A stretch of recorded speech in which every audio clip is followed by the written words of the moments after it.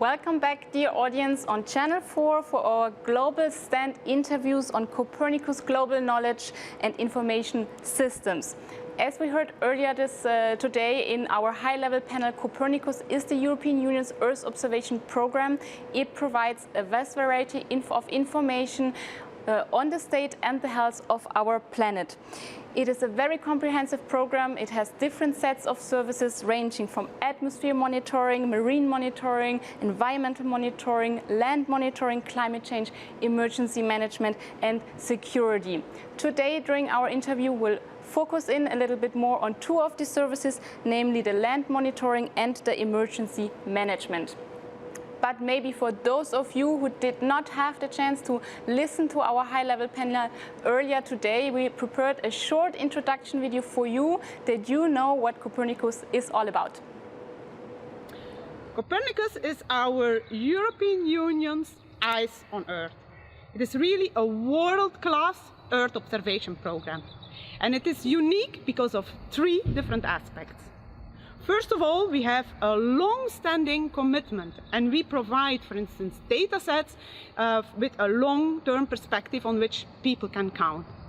Secondly, it's really an operational program where we don't only deliver data products and space data, but also airborne and in situ measurements, and go down the line to services, to really products for our users, with the collaboration of different European institutions and agencies.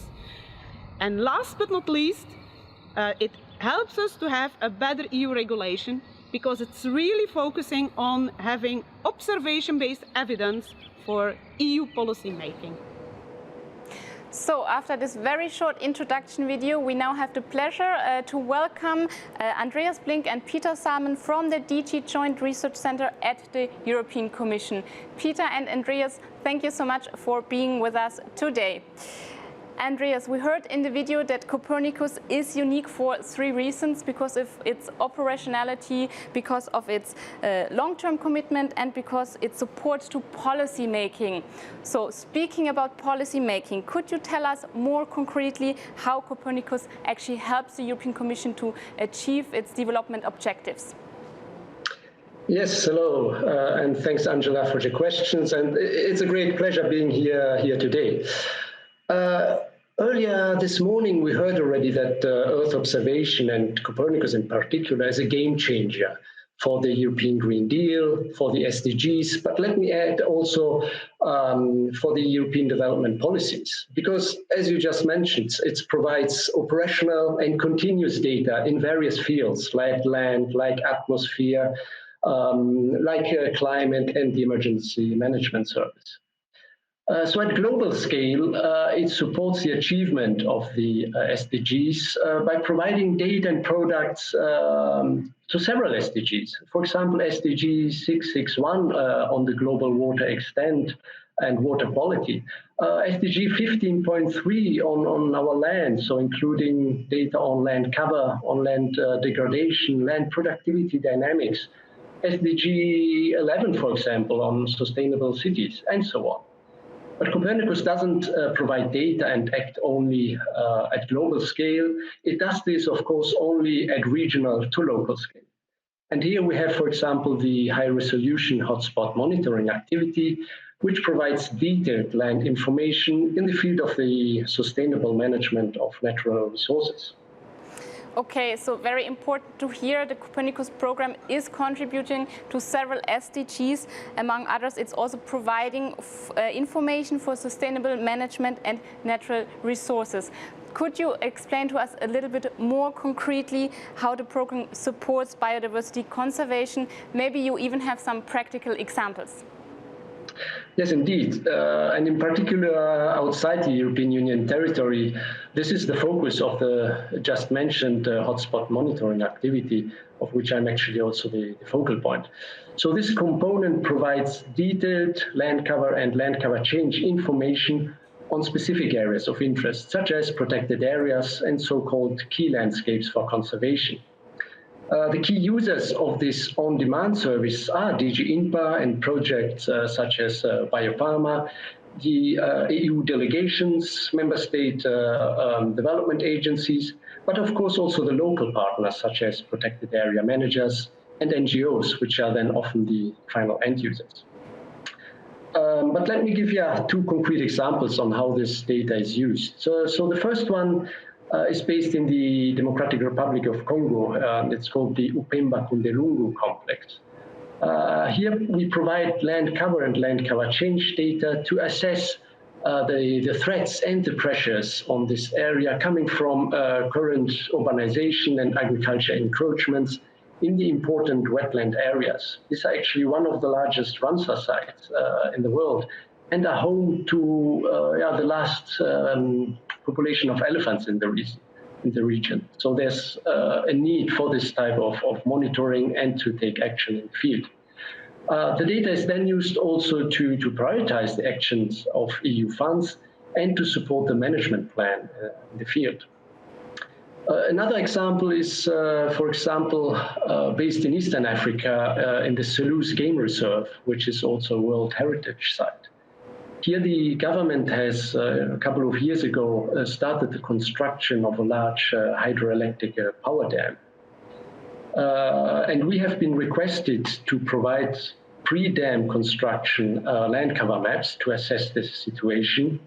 And then we overlaid this with more recent high-resolution Sentinel-2 images to follow and to monitor the evolution of the dam construction and in the future also of the flooded area. And finally, we don't only provide this data, but together with all our local partners, we organize also capacity building and training events on the use and on the analysis for this data for decision making. So we don't leave our end users alone, but we work together with them. Thank you very much, Andreas, also for giving these concrete examples in DRC and Tanzania, how the program directly supports biodiversity conservation. Also, important reminder from your side that the data is actually used for many different stakeholders, DGs here at the European Commission, but also local partners. I would like to switch now a little bit the focus to the human element of the Copernicus program, and I come to Peter. Peter, you're working with the Copernicus Emergency Management Service. Could you tell us, welcome, how people directly benefit from Copernicus? Yeah, thanks, Angela. Thanks for having me here today. Now, there's really many ways that people can benefit from the Copernicus data and information. And I'm not referring here only to the emergency management sector. And people here is also referring to really a wide group of users, so from policymakers to researchers to businesses, but also the citizens alike. So Copernicus data really supports a big variety of applications, and Andreas already mentioned a couple of them. Also in areas where maybe you wouldn't think at a first glance that space data really can make a difference, but it really impacts day-to-day activities in many businesses, in many organizations, and also in our everyday life. Examples here are, of course, looking at agricultural sector. If you look at precision farming, so really using space data to improve the entire farming cycle. We can better manage the marine environment through better assessing the ocean water quality or mapping of fishing zones, monitoring harmful algal blooms. Then, of course, something that affects us, every one of us, is the monitoring of air pollution, where Copernicus data is heavily used. And then, of course, in the emergency field, which is the field that the service that we are managing here at the Joint Research Center, it, of course, provides really valuable information to civil protection authorities through situational awareness maps. So when a disaster is ongoing, having this information fast available from the space data is really crucial, or risk assessments. So there's really a wide variety of benefits to people of the Copernicus data. Thank you so much, Peter. It's important to see the wide variety of areas where space data can be used, also areas that we actually don't expect. Very last questions, and please a very short answer because we are running out of time. Because of course policy making is important. Can you tell us how the data actually directly feeds into policy making to improve environmental action? Yes. Let me maybe I try to be very short and give you an example from my field of expertise, disaster risk management. So the Red Cross is one of the users of this data from the Copernicus Emergency Management Service, and they are trying to implement a program what they call forecast-based financing. And in a nutshell, it tries to reduce the impact of disasters by using early warning information before a disaster happens. So and that wasn't really the case in many developing countries because there the help was only coming when the disaster is already ongoing. Now, in this example, the Red Cross really is using the forecast information that is provided by the Global Flood Awareness System, which is part of the Copernicus Emergency Management Service, and is combining the space data together with model and in situ data to trigger this kind of early action. And the early action can be really simple things like distribution of blankets, tents, foods, water purification pills that when the event is happening, it can be difficult to get to people. So this is really a concrete example of how Copernicus information, also in here, in this case, in the emergency sector, can really help reduce the impact of floods also and disasters at a global level.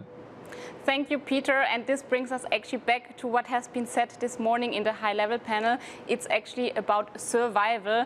Thanks to both of you for having shared with us your valuable insights on this very comprehensive program that supports environmental policy making and actually supports the health of people and the environment. Thanks again to all of you.